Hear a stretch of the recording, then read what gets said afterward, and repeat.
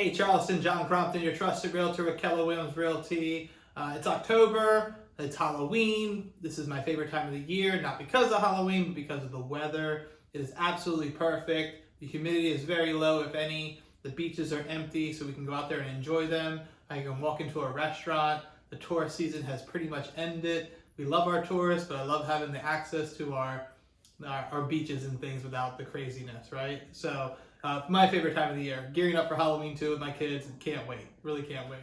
Wanted to get into the market update, what we saw happen in September, compared again to September of last year, kind of give us a gut check on where are we, where were we a year ago, how are things faring.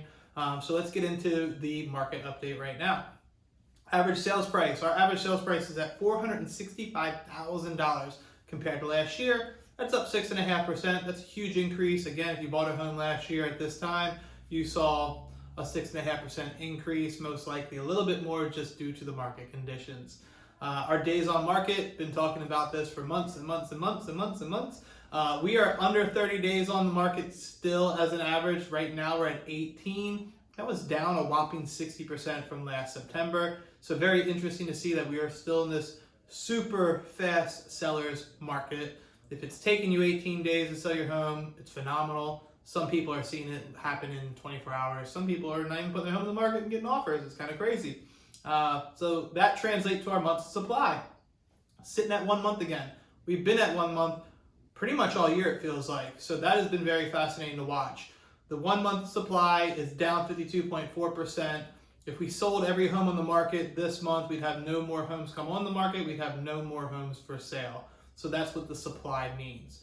Our new listings, we saw 2,159 listings go on market in September. That's a really big number for traditional Septembers. Last year was a little bit higher. So this year we were down 3.5%, but still very strong to see 2,100 homes go on the market as schools starting back in, as summer ends, as people traditionally don't like to move during the winter because of the holidays. Fascinating to see. Our pendings, we saw a little lull in August.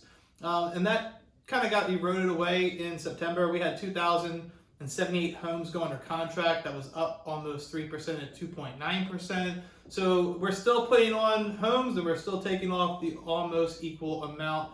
Very, very fascinating to watch. Our closed homes, this is the interesting one. We only had 1,879 homes go to closing. That's down 10.3%. And you're probably like, oh my gosh, last month we wrote a lot of contracts, and every month we wrote a lot of contracts. Well, we did.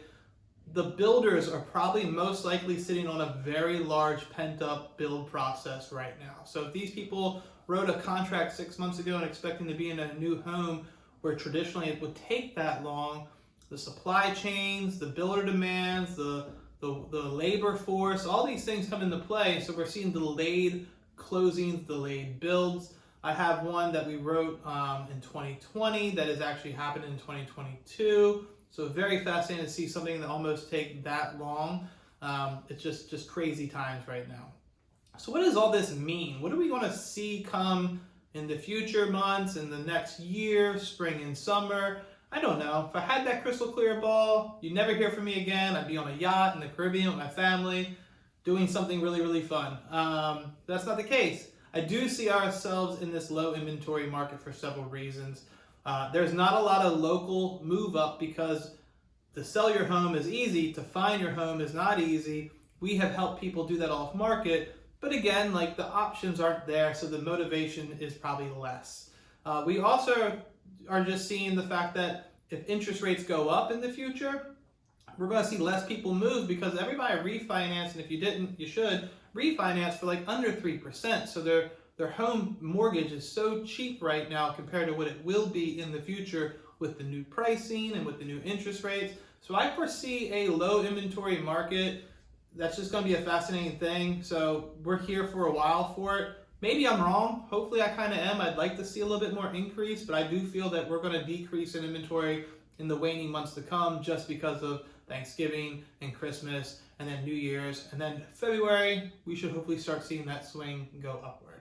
If you guys got questions about timing the market, it's really hard to do, but we can kind of help out with that. If you're talking about buying a home and when's the right time, should I wait for the prices to drop? What happens if interest rates rise but prices drop? What's my monthly mortgage look like? I think those things are all important to talk about because it really details a personal plan.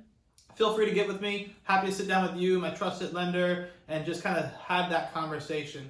If you're just looking for information, again, feel free to reach out to me. I'm not going to harass you, just maybe a little. I'm kidding.